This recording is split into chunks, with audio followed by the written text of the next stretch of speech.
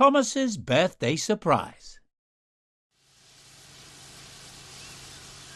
Down the line, Thomas was still waiting for Diesel to arrive with the rest of the party supplies. He was still thinking about his special surprise and was eager to find out what it might be. But Sir Topham Hatt looked concerned.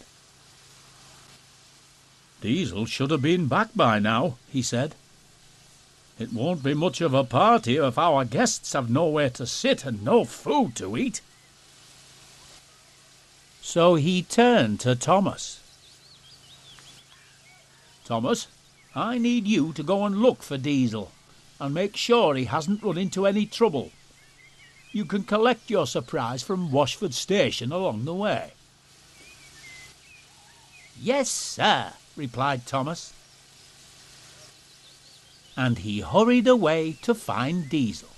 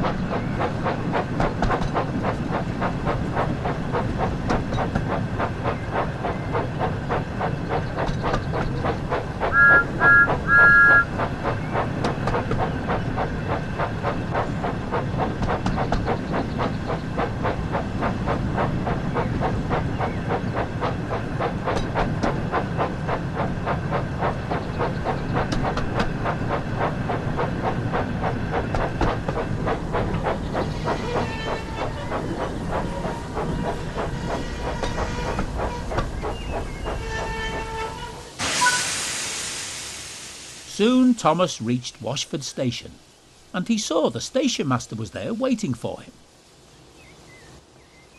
"Hello, Thomas.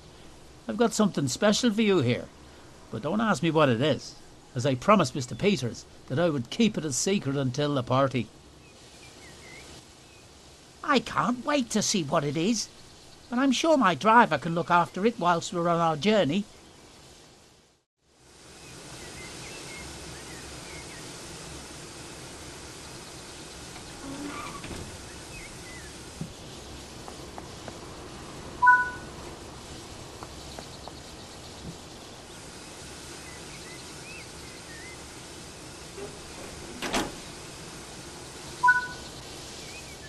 Now we need to keep looking for Diesel. He must be around here somewhere.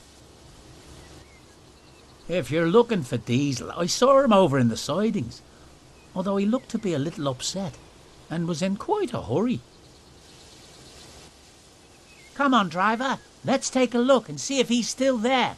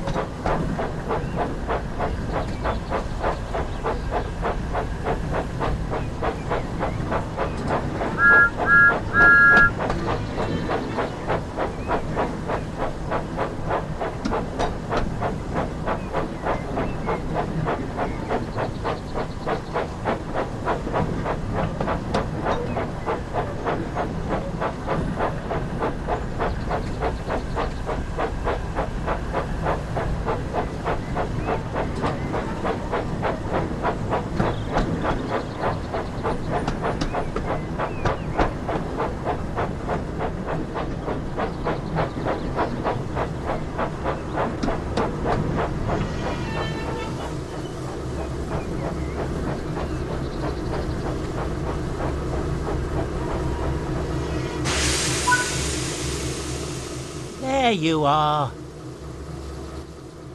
Diesel, what are you doing hiding there? You're supposed to be at the party delivering all of the supplies. I know, Thomas, said Diesel unhappily, but I can't let Sir Topham Hatt find out what happened.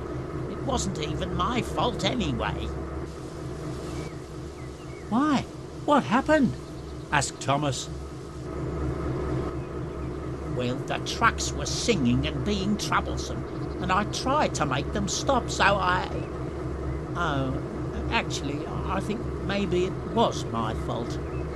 I got annoyed, so I bumped the trucks to make them stop, and I think I bumped them too hard, because I ended up breaking all the plates needed for the party. Thomas listened carefully. He could see how upset Diesel was, and how troublesome trucks could be. So he knew that the broken plates were not all Diesel's fault.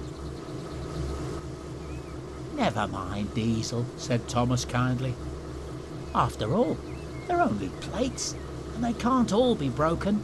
Besides, we still have a special party to go to. Diesel looked at Thomas and smiled.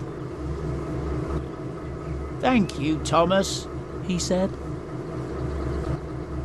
So Thomas coupled up to Diesel, and the two engines travelled to the party together.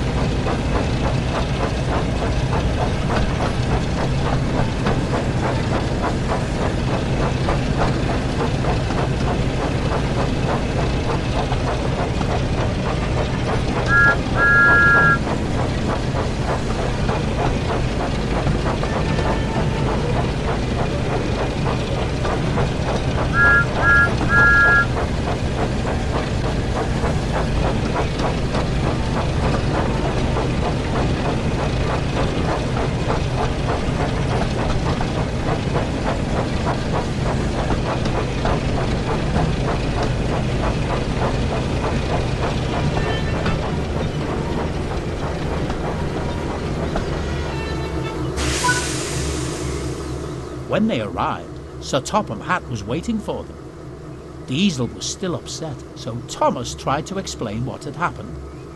Sir Topham Hatt thought for a moment and turned to speak to Diesel. "The broken plates may not have been entirely your fault, Diesel, but you shouldn't have tried to hide. It's always better to admit your mistakes rather than trying to cover them up." "Yes, sir, I'm sorry, sir," said Diesel sadly. "I just wanted to show you what a really useful engine I can be. But I messed things up again." "Now don't worry, Diesel. Broken plates are easily replaced. And now that you've delivered the rest of the supplies, the party can truly get started." It wasn't long before the station platform was covered in tables, chairs, and balloons. Thomas and Diesel looked on as Sir Topham Hatt stepped forward in front of the crowd to make a speech. "Ladies and gentlemen, first of all, I would like to thank you all for being here today to help us celebrate a very special engine. I met Thomas many years ago when he first arrived on Sodor, wearing the same colours as he's wearing today. Despite his eagerness and sometimes cheeky behaviour getting him into trouble, I don't know what we'd do without him. As it is his special day, we have one last surprise." Everyone watched as Sir Topham Hatt placed a brightly coloured blue box on the table. When he removed the wrapping, Thomas was delighted to see a beautifully decorated cake. So please join me in wishing Thomas a very happy birthday. Everyone clapped and cheered, and Thomas looked on smiling. "Oh, thank you, everyone," puffed Thomas proudly. "This is the best birthday an engine could wish for."